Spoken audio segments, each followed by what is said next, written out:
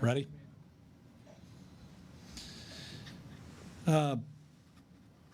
This afternoon, we are announcing that Kentucky has its first confirmed case of the coronavirus. The individual that has tested positive for the virus is in Lexington and is currently being treated in isolation. This was a result from a test kit that the state lab ran, and we just got the results today. While the overall threat to Kentuckians is still low, we as a state are going to take every necessary action to protect our people. So about 5 minutes ago, I filed a state of emergency so that we would have every tool that we could need to address this issue and ultimately to protect our people. We have activated the Emergency Operations Center. It is currently at level 4, which is our lowest level, but it is up and running. We're further repurposing our poison control unit hotline, and we are awaiting the number that generates, but that will be available for any member of the public who is concerned to call in and to speak to one of our people. Again, we have had 10 tests. 9 have been negative, but now we do have the first positive.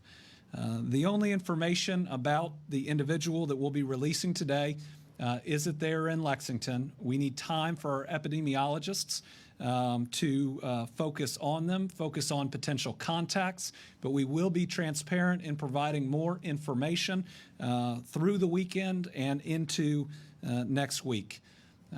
To our Kentucky families out there that are nervous, this is what we've been preparing for, and we are ready. There is no need to panic. I get that it's scary. I'm the dad of 2 great young children, but we will face this. We will face it together. We have amazing healthcare providers in Kentucky that are ready to respond. We will protect each other. It is important now that we have the first confirmed case to know that we should expect at least one other confirmed case at some point in Kentucky. That's what we are seeing. But that doesn't mean that we can't protect our people. And the main way to do that is to practice good hygiene. So make sure you wash your hands with soap and water. Wash them often, wash them well. Make sure that if you are feeling sick, you do not go to work and you do not send your kid to school. And then make sure that, especially for our seniors that are out there, that if you're feeling sick, that you do not visit them in any type of facility that they are in. We didn't want to see a confirmation in Kentucky, but we knew that it was coming. We are ready. We're going to be making information available to the public, and with this state of emergency, we now have every resource available to us to respond. More information will be coming, but rest assured, everything that we can do here as a state, and I know for every local health department and every other person that is in healthcare providing assistance, that we will step up, we will help our people, and we will eventually move beyond this coronavirus. Any questions? Governor, can you give any background? Did this person travel from somewhere or anything along those lines? We will be releasing more of that information, especially through the weekend. But when we just got this test back today, we very much need our epidemiologists to be able to do a little bit of research on those ties and any other issues before we can release that information to the public. It's the responsible way to do it. And we want to make sure that we release any and all information in a way that is transparent, but again, does not and should not cause panic. Panic can be just as harmful as any type of virus that's out there. So people should not adjust their daily routines other than practicing good hygiene, not going to work if you're sick, not sending your kids to school if they're sick. Governor, what can you tell us about this patient? Is it a man? Is it a woman? What are the age range? Right now, the only information we can provide, given we just got this test back and we need to let the epidemiologist get out ahead of this, is that the individual is in Lexington. They are being treated in isolation. You said whether they're at home or in a hospital or medical facility? They are in a medical facility being treated. So it's okay for Kentuckians this week to go to basketball games, churches? At this point, with the information we have, yes. Kentuckians can and should go to churches, to basketball games, but Kentuckians who feel sick absolutely should not. That's one of our responsibilities. As this is one case, and we knew it was coming. Again, the flu has, I believe, 19,000, around 19,000 confirmed cases this year. And so we want to respond appropriately. I've declared a state of emergency, so we are definitely responding. But again, we want to keep it in context. People should go about their daily lives, but practice better hygiene. Are you confident in the results? I think the state just Yes. did some testing, right? Yes. So you verified. We are confident that this confirmation is accurate. This is our first case of coronavirus. Do you know if it was contracted in Kentucky?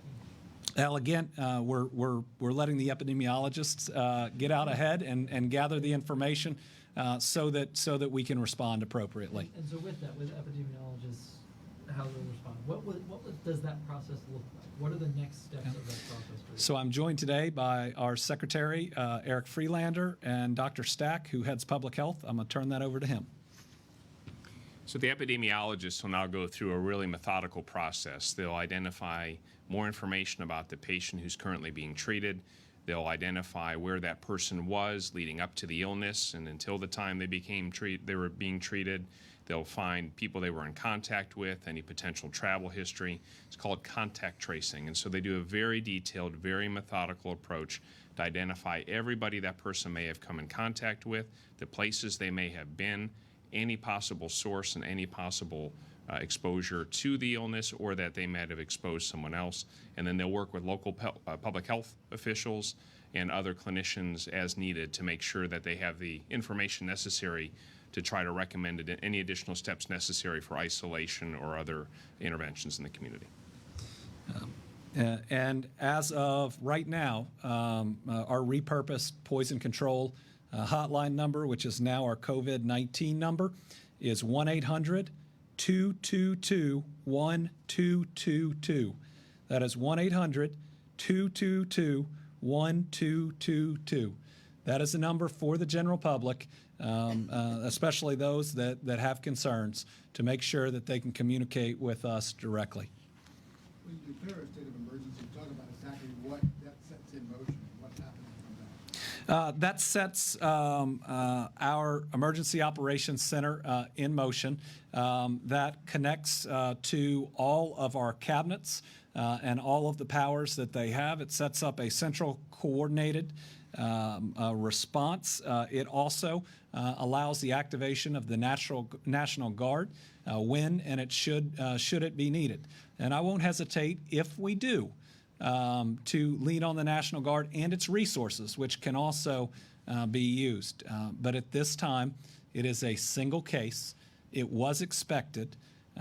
Declaring a state of emergency certainly doesn't mean any family should panic. It just means that we're going to be ready, and I want to make sure that every single resource that we could need, we have right now. Does this set in motion, like this individual, you try to find the whereabouts, where this person has been, who they contacted, or is that just almost impossible to do? Dr. Stack? Well, it's not impossible. They do it to the extent that the information is possible and obtainable. So it's very thorough. And public health professionals have used this for a very long time as a reliable way to identify how a disease originated, where it may have spread, and steps to take to recommend as targeted as we can what community interventions are necessary. But I want to emphasize what the governor said. We knew this would happen. There's only one case, and still Kentuckians remain at very low risk for contracting this illness, and the current individual is in isolation receiving treatment. Are you all doing anything for your correctional facilities, juvenile justice, where people living close quarters and confined? All through state government, including in our own personnel cabinet and for our employees. We are working daily on best practices and preparation. We are certainly telling everyone to be alert for the signs, but we don't have any reports from those facilities, at least to my knowledge, as I stand here right now, of anybody exhibiting any of the symptoms that would raise concern.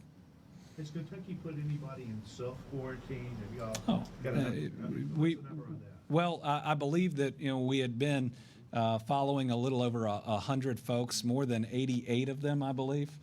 Yes, and almost all of them are. Almost all of them have been cleared, and the requests for self-isolations have gone very well. The only people who have refused were at very, very, very low risk. And so it appears to be a very effective tool, but we do have other tools, if necessary, to ensure isolation if someone is at high risk and refuses. Chris? Just yesterday, the Congress passed some federal funding. Yes. Have you already tapped into that, asked a major request? Well, we have some that is coming our way under that bill, and we will have more that we will request as needed. We're going to use every resource that we need, and if I have to go to the legislature for more state funding, they're here. That is something that we're exploring, not that we know it will be necessary, but we need to have every tool to respond, and so I may ask them, given that this is going to play out over a length of time longer than the legislative session, for some flexibility on using funds if they're needed. Our goal is every tool that we need, we're going to have. And the state of emergency provides almost all of that, but if there is any other thing that we can be doing, I'm going to make sure we're doing it. So again, to our families, I want you to be vigilant. I want you to practice good hygiene, but I don't want you to disrupt your daily lives. Fear can be difficult, but there is no cause for fear at this time. And we are going to continue to communicate with the public about what we face here in Kentucky. But again, we expected this first confirmed case. We will work together. We as a state will get past this. Look out for your neighbors. Make sure that you check in on relatives, especially seniors. One of the things that Kentuckians do better than almost anywhere else is take care of each other. We had a 100-year flood in south central Kentucky, about a month ago. A 100-year flood, and we only had one fatality. Why? Because we had people stepping up and helping 100+ evacuations. That's the spirit of who we are. We need that same spirit from our people, not to back away, but to help each other as we move through this. To the doctor, have we gotten to the point where there's the need to tell stores to limit like certain medications, the purchase of that, to keep a run from happening on? Before I turn it over to Dr. Stack, this happened late in the day. I will be asking the Attorney General, and we have not had an opportunity to do that yet, to activate the price gouging statute. That means people shouldn't be able to sell masks, sanitizers, and others and harm people that way. But I will tell you, we have not had the opportunity to reach out to the Attorney General's office yet. If this is how they're learning about it, again, my apologies, but we are moving as fast as we can. And as the situation evolves, as Dr. Stack talks about, we're going to make sure that we evolve with it. Governor, maybe this is a question for one of the doctors. I know we have people watching this on the live stream or watching it live right now on television who are annoyed at the coverage of coronavirus. They feel as though the media and maybe some elected officials are blowing this up. You say there's a state of emergency, but stay calm. What do you respond to those people who are still maybe doubtful that this is going to be worse than the common flu, which has so far killed many people? Right now, there is no reason to believe that this will be as bad as the common flu. 19,000 cases in Kentucky, I believe is the number, 66 deaths, including 4 children. So get your flu shot. And then everything else that you do to help prevent the coronavirus helps to prevent the flu as well. But this is new, and it's moving fast. I think the first inkling of it was in about December. And so you think about how it's spread and how it's spread around the world. We just want to make sure we're responding appropriately. When we look at the outbreak that we had just about a year and a half ago when it came to hepatitis, we want to make sure that we never under-respond. And especially with all the coverage that it's getting, yes, it makes it important that we continually update the public and that they know that we are doing everything we can to respond to it.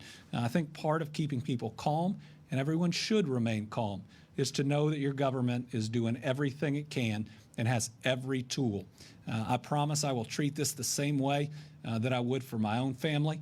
Being the dad of a 9 and a 10-year-old, I want to make sure that we're doing everything to protect our families. Some of our health departments didn't have a great track record with hepatitis A. Some questions.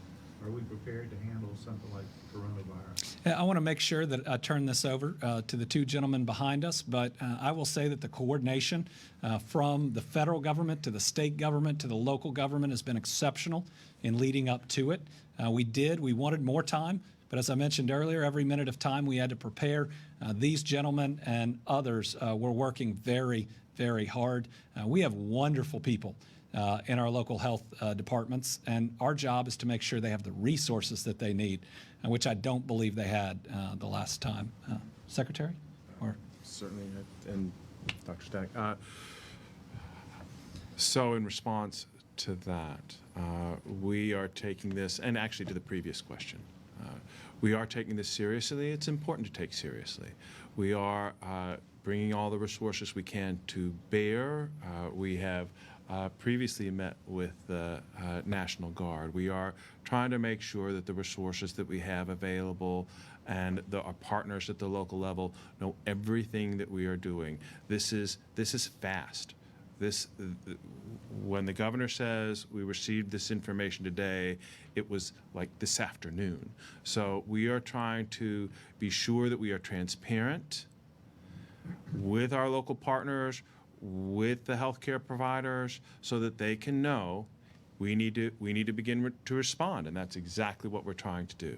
So I have confidence that with the leadership that we have in place, that we will be able to do that. And our health departments are prepared. We believe our health departments are prepared. We've been working with them now for a while to make sure that they understand what we're getting ready to go through, what this process will be. Dr. Stack, do you want to add? Sure. I've been in regular communication with the health department leaders, the leaders of their association. I was out in eastern Kentucky in Pike County and in Knott County earlier this week, meeting with them in their site and with their staff members. They are really dedicated professionals, and they have been working very hard on our behalf. I do want to urge and ask the public to go to the Kentucky website that we've created. So that would be KYCOVID, KYCOVID 19.ky.gov. We're updating that data on a daily basis, and there's resources that continue to expand. There's custom resources relevant to Kentucky specifically, and also national resources that take you to the CDC website. I want to ask all the public to please take your role in this. Remain calm. It's okay to be concerned, but please remain calm. And please, if you're responsible for communities of people, schools, businesses, healthcare facilities, and others, please go to the website and look for the very specific information that's tailored to your setting. Designate someone to read that information and begin your preparedness, because we're all in this together and we will overcome this like we have so many other challenges in the past. But it's going to take all of us to remain calm and to be prepared. And so we're trying to make that resource available, and I urge you to share with your audience the need to go there and take an active role in this. anybody else? Have you, since we were in this room 2 hours ago Yes. for a media briefing? I've learned of it in that period of time. No, but the question is, have you been in conversation with the mayor of Lexington? Yes. Or Mayor Gould, or any of the state lawmakers since we last spoke to you about this, or since you? Since the time that we learned this and the quick turnaround, I've spoken to the mayor of Lexington. I've not had the opportunity to reach out to other lawmakers. Again, this is the type of information that gets out there fast, and we wanted to make sure we could present it in the appropriate way to where people are told you shouldn't be scared. We expected this. We're ready for it. We will respond to it. We will get through this together. Practice good hygiene and look out for one another. Thank you. One last thing that I would mention is I do believe that we are in a better place to address this than many states because of expanded Medicaid.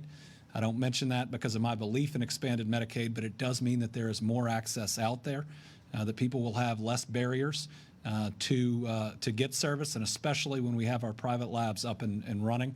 I believe that it's going to make sure that if people are feeling sick, that they will get help. Thank you all very much. Thank you, Governor. Thank you. Any more press conference today? No.